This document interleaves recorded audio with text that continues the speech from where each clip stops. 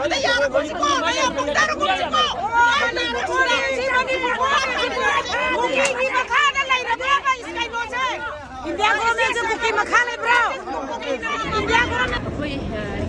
Home Minister Amadi Governor of Manipura free movement oirani haibase yam harawi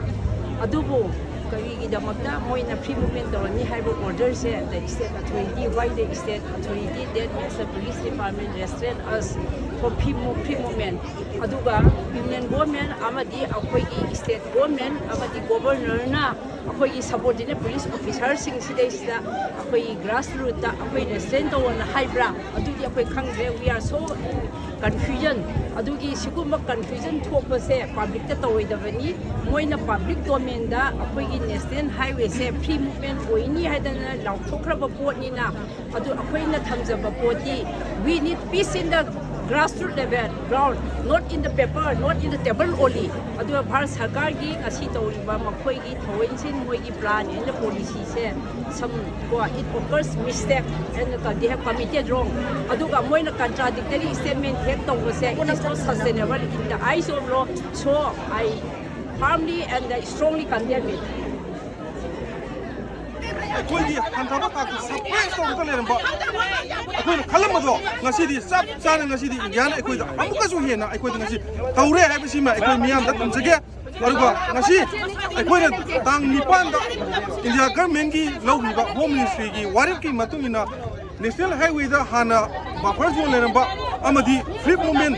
tawhalamda pungna masing do tawhalani buffer zone amada laite na hairamba assurance per assurance to bo akhoi ne madu honor to boina ngasi akhoi federation of civil societies da ngasi gi khongsa se sinjabne ba arbu ngasi gi saliba khongsa da akhoi na sinjabu khongsa da silani haibadagi ngasi marini mangani gi mamang dagi tongan ba akhoi gi mioi sing tongan ba akhoi gi organization sing na akhoi de su tongan ba akhoi gi sarkani haibasida akhoi gi chapi da bna phai hadna akhoi de reactor ko myam su yawe madugi reactor ko do akhoi na tawru du di ngasi indiana ki amula no mu che sing di haibisi akhoi na sangyeng ama tawge na ngasi nu misi da akhoi na khinjabne arubo madu ma khalmi rambi ba akhoi gi tongan ba lup lari mu sing se ngasi di khok tang ngasi tawri ba khok tang ngasi yengi ba khok tang ngasi sakani ne siliba khongcha chidai da lawri ba state government na india government na thai ba khongkhang sidi han mamang de gi torma du de gi ngasi hong mo ta laite argo ma khoi gi oiba manungda kari gumba hidden agenda khara lai haibse sidi hana digi akhoi na ngang na la ko do ngasi so dum lai ri haibse ngasi gi lai ba ngasi gi mikup sina adum miyam punam ta abne haibse ngasi akhoi fox ki mobilization mobilization di convener amoy na ngasi miyam mongda amadi media sing mong kumjage homchima min ay min rakis mo yang je fox ki peace policy gi mobilization convener ni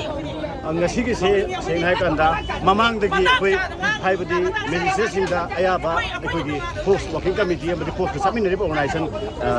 MFO yauna tongan malup haibadi kuli thoi hundoi hene yaura kanda la kuni hariba Sri Amit Shah Union Home Minister na hariba koi free movement to lagani adigi extortion aduma hariba haibadi point mari piriba posida ngasisi hariba akhoi numintu mana free movement to holani ngarang phobada order thoeba ngarang phobada adumba free movement akhoi satpada lambi thongda disturbance ama piro haiba ngasisi satpa imphal area dagi satpa starting horako matam dagi hawra kanda akhoi gi adudagi hawna akhoi da aylapan interrupt disturbance mama makan makha kya gi pira la e adula takodi india gi lenga Union Home Minister say mabuk manam nai haibadi mahak ngang basi angang masa mana ngang ba chap manai haibase sema thamjat ai hairiba posema thamjage aduga India lengakta akhoi thajaba hoji lei tare karigino haiba matamda hoji makhoi na ngang thoriba aduga tawriba thabak sida leiriba paramilitary force sisi karigumba akhoi gi war zone da leigidaba photeba makhoi masana assurance pira kaluda moi commit tawgraba commitment pigraba adumulaba lambi chalalagane haiba adugi da akhoi intervention piri karigino ba sida raf oisano paramilitary force state force khuding mangna outpost sele horiba hoji mafam sengmai gi mafam dani leirije adu sengmai lasala abani lasala ko sida intervention pira laieba sida ta ꯂꯥꯛꯄꯗꯤ ꯍꯥꯏꯔꯤꯕ ꯄꯣꯠꯁꯤ ꯃꯈꯣꯏꯗ ꯑꯩꯈꯣꯏ India ꯂꯩꯉꯥꯛꯇ ꯑꯩꯈꯣꯏ ꯊꯥꯖꯕ ꯊꯝꯈꯤꯒꯗ꯭ꯔꯥ ꯍꯥꯏꯕꯗꯨꯅꯤ ꯃꯅꯤꯄꯨꯔ ꯄ꯭ꯔꯖꯥꯗ ꯑꯩꯈꯣꯏꯅ ꯔꯦꯂꯦꯁꯤ ꯑꯩꯈꯣꯏ ꯍꯧꯖꯤꯛ ꯀꯟꯅ ꯑꯦꯒ꯭रेसिভ ꯃꯣꯏꯒ ꯁꯤꯐꯥꯏꯁꯤꯡꯒ ꯏꯟꯅꯔꯒ ꯂꯩꯔꯤ ꯍꯥꯏꯕꯗꯤ ꯃꯣꯏ ꯃꯥꯏꯀꯩꯗꯒꯤꯗꯤ ꯀꯩꯗꯧꯕ ꯌꯥꯔꯣꯏ ꯍꯥꯏꯕꯗꯨꯅꯤ ꯆꯠꯄ ꯌꯥꯔꯣꯏ ꯍꯥꯏꯕꯗꯨꯅꯤ ꯑꯗꯨ ꯑꯣꯏꯔꯁꯨ ꯑꯩꯈꯣꯏꯗꯤ ꯆꯠꯀꯅꯤ ꯍꯥꯏꯕꯒꯤ ꯁ꯭ꯇꯦꯟꯗꯣ ꯑꯗꯨꯝ ꯂꯩꯖꯩ ꯑꯗꯨꯒ ꯉꯁꯤꯒꯤꯁꯤꯗꯤ ꯁꯤꯅ ꯏꯟꯗꯤꯡ ꯑꯣꯏꯔꯣꯏ ꯁꯤꯗꯤ ꯑꯍꯧꯕ ꯈꯖꯤꯛꯇꯪ ꯍꯥꯏꯕꯗꯤ ꯑꯩꯈꯣꯏꯒꯤ ꯀꯩꯗꯧꯕꯒꯤ ꯋꯥꯅꯤ ꯑꯩꯈꯣꯏꯒꯤ हाईलाइट तौबगी वानी सिगी मखादा नेसेसरी अखोई एक्शन अखोई करी करीनो हाइबदी पुनरकांदा कलेक्टिव ओइबा हाइबदी अखोई डिसीजन लौरकांदा अखोई तौबयाबा थबकसिं तौरखिगनी हाइबसे अमुक हन्ना